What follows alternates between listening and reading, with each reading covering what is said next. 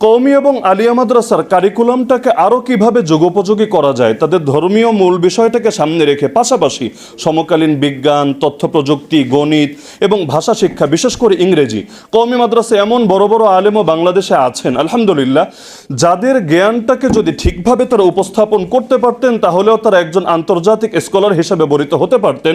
কিন্তু এই ভাষাগত দুর্বলতার কারণে তাদের জ্ঞানটাকে পৃথিবীর সামনে উপস্থাপন করতে পারছেন না। এজন্য দুঃখজনকভাবে বাংলাদেশে এমন আলেম খুব কমই পাওয়া যায় যারা আন্তর্জাতিকভাবে পরিচিত। এটা তাদের জ্ঞানের দুর্বলতার জন্য না, বরং ভাষাগত দুর্বলতার জন্য। তো এই বিষয়গুলো কিভাবে দূর করা যায় এদিকেও নজর দেওয়া দরকার। আমাদের মাদ্রাসায় যারা শিক্ষা অর্জন করে সকলেই যে ভবিষ্যতে মাদ্রাসার টিচার হবে বা মসজিদের ইমাম হবে এটা তো আবশ্যক না এবং এটা সম্ভব না, এটা হওয়া উচিত না। তো তারা মাদ্রাসা শিক্ষায় শিক্ষিত হওয়ার পরেও তাদের মধ্যে এই পরিমাণ কারিগরি দক্ষতা আসা দরকার এবং এটার জন্য রাষ্ট্রকে নজর দেওয়া দরকার। প্রোটেকশন পলিসি এবং অভিযোগ সেলটা নিশ্চিত করা দরকার।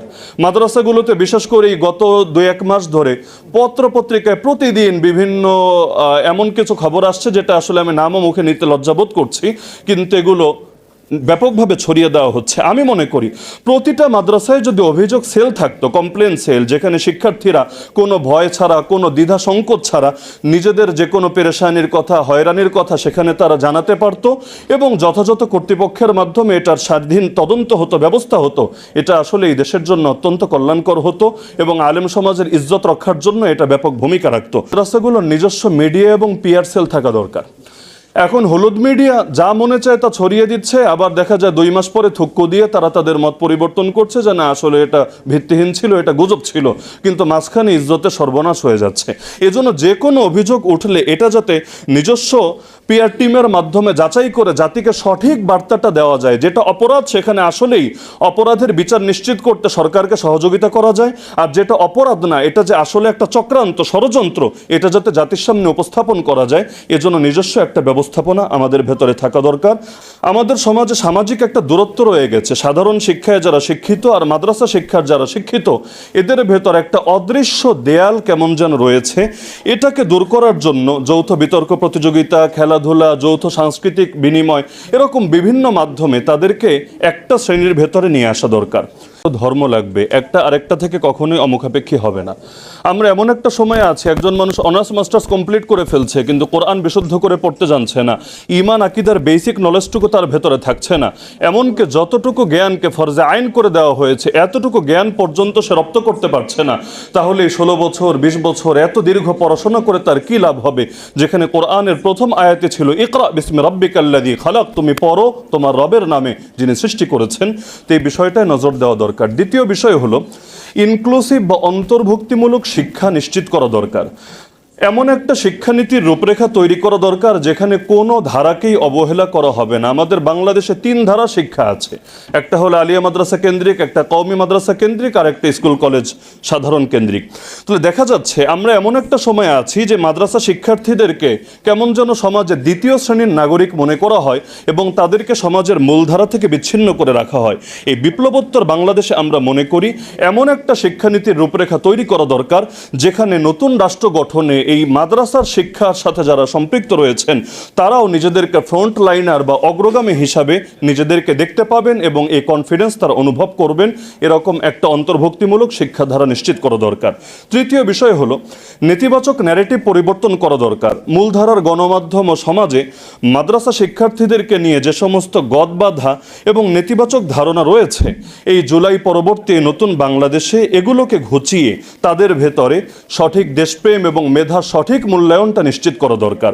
চতুর্থ বিষয় হলো আমাদের সমাজে সামাজিক একটা দূরত্ব রয়ে গেছে। সাধারণ শিক্ষায় যারা শিক্ষিত আর মাদ্রাসা শিক্ষার যারা শিক্ষিত, এদের ভেতর একটা অদৃশ্য দেয়াল কেমন যেন রয়েছে।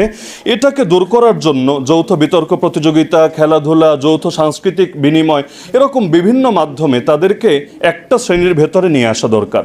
এর পরবর্তী বিষয় হলো কওমি এবং আলিয়া মাদ্রাসার কারিকুলামটাকে আরও কিভাবে যুগোপযোগী করা যায়, তাদের ধর্মীয় মূল বিষয়টাকে সামনে রেখে পাশাপাশি সমকালীন বিজ্ঞান, তথ্য প্রযুক্তি, গণিত এবং ভাষা শিক্ষা, বিশেষ করে ইংরেজি। কওমি মাদ্রাসা এমন বড় বড় আলেমও বাংলাদেশে আছেন আলহামদুলিল্লাহ, যাদের জ্ঞানটাকে যদি ঠিকভাবে তারা উপস্থাপন করতে পারতেন তাহলেও তারা একজন আন্তর্জাতিক স্কলার হিসেবে বরিত হতে পারতেন। কিন্তু এই ভাষাগত দুর্বলতার কারণে তাদের জ্ঞানটাকে পৃথিবীর সামনে উপস্থাপন করতে পারছেন না। এজন্য দুঃখজনকভাবে বাংলাদেশে এমন আলেম খুব কমই পাওয়া যায় যারা আন্তর্জাতিকভাবে পরিচিত। এটা তাদের জ্ঞানের দুর্বলতার জন্য না, বরং ভাষাগত দুর্বলতার জন্য। তো এই বিষয়গুলো কিভাবে দূর করা যায় এদিকেও নজর দেওয়া দরকার। পরবর্তী বিষয় হলো দক্ষতা ভিত্তিক শিক্ষা। আমাদের মাদ্রাসায় যারা শিক্ষা অর্জন করে সকলেই যে ভবিষ্যতে মাদ্রাসার টিচার হবে বা মসজিদের ইমাম হবে এটা তো আবশ্যক না, এবং এটা সম্ভব না, এটা হওয়া উচিত না। তো তারা মাদ্রাসা শিক্ষায় শিক্ষিত হওয়ার পরেও তাদের মধ্যে এই পরিমাণ কারিগরি দক্ষতা আসা দরকার, এবং এটার জন্য রাষ্ট্রকেই নজর দেওয়া দরকার, যাতে করে প্রতিটা ব্যক্তি সমাজের কোনো না কোনো কাজে আসে এবং তাদের দ্বারা রাষ্ট্র উপকৃত হতে পারে। বিশেষ করে আমি দায়িত্ববোধের সাথে বলতে পারি, কওমি মাদ্রাসার ছাত্ররা বিশেষ করে যেই ধরনের প্রশিক্ষণের ভেতর বড় হয় তাদেরকে যে কোনো সেক্টরে যদি কাজে লাগানো হয়, ওই আর্মির লোকগুলো যেমন একটা শৃঙ্খলার ভেতর বড় হওয়ার কারণে তাদের মধ্যে সব ক্ষেত্রে সভ্যতা, ভব্যতা এবং শৃঙ্খলা, মান্যতা অনেক বেশি থাকে, একইভাবে এদেরকেও যে কোনো সেক্টরে কাজে লাগানো হলে তারা এক একজন তারকা হয়ে চমকে যাবে ইনশাআল্লাহ।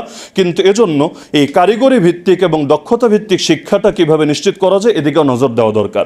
পাশাপাশি সনদ বিগত সময়ে কওমি মাদ্রাসার শিক্ষা স্বীকৃতি দেওয়া হয়েছে, কিন্তু এখনো এটাকে কিভাবে কার্যকারিতা বৃদ্ধি করা যায় এবং এটাকে উচ্চশিক্ষা এবং দেশের বাহিরেও শিক্ষা এবং চাকরি বাকরির ক্ষেত্রেও এটার কিভাবে নিশ্চয়তা দেওয়া যায়, এক্ষেত্রে আমরা দেখতে পাচ্ছি যথাযথ আসলে আমাদের অ্যাক্টিভিটিস নজরে পড়ছে না, বরং গাফলতি রয়েছে, এটাও দূর হওয়া দরকার। পাশাপাশি কওমি মাদ্রাসায় যারা পড়েন তাদের সামাজিক এবং রাষ্ট্রীয় দর্শনের অন্তর্ভুক্তি তাদের ভেতরে হওয়া দরকার। 5 মিনিট হয়নি, 1 মিনিট আছে। বিশেষ করে সমাজবিজ্ঞান, রাষ্ট্রবিজ্ঞান, অর্থনীতি, আন্তর্জাতিক সম্পর্ক, আমি খুবই স্পিডে বলার চেষ্টা করছি, জাস্ট মূল পয়েন্টগুলো, ব্যাখ্যা করার সময় নেই, না হলে এক একটা পয়েন্ট নিয়ে ব্যাখ্যা করতে হবে। জাস্ট মূল পয়েন্টটা অন্তত নজরে আসুক, বিষয়গুলো সামনে আসা দরকার। তাহলে সামাজিক ও রাষ্ট্রীয় দর্শনের অন্তর্ভুক্তি হওয়া দরকার, আর শিক্ষক প্রশিক্ষণটাও নিশ্চিত করা দরকার। বিশেষ করে কওমি মাদ্রাসার যে শিক্ষকরা রয়েছেন আধুনিক শিক্ষাদান পদ্ধতির সাথে অনেকে পরিচিত না। শাসন ছাড়াও কিভাবে বাচ্চাদেরকে পড়া যায়, বিশেষ করে অনেকে নিজের বাচ্চা মাদ্রাসায় দিতে ভয় পায়, কেন যে এত মারবে, এদেরকে মনে হয় এখানে আমি দিতে পারবো না বা তারা থাকতে পারবে না। তা আধুনিক শিক্ষাদান পদ্ধতি, মনস্তত্ত্ব এবং তথ্য প্রযুক্তি বিষয়ক নিয়মিত প্রশিক্ষণ নিশ্চিত করা দরকার। পাশাপাশি একটা বিষয় আমি না বললেই না, চাইল্ড প্রোটেকশন পলিসি এবং অভিযোগ সেলটা নিশ্চিত করা দরকার।